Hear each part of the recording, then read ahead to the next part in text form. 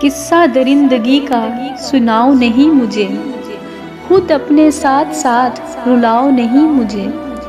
जाने कहाँ गई है मेरी सब सहेलियाँ, मैं थक गई हूँ कोई उठाओ नहीं मुझे।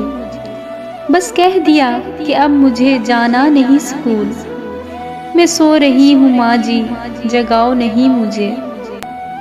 इन कातिलों के चेहरे मेरे दिल पे नक्श हैं, मंजर वो फिर खुदारा दिखाओ नहीं मुझे।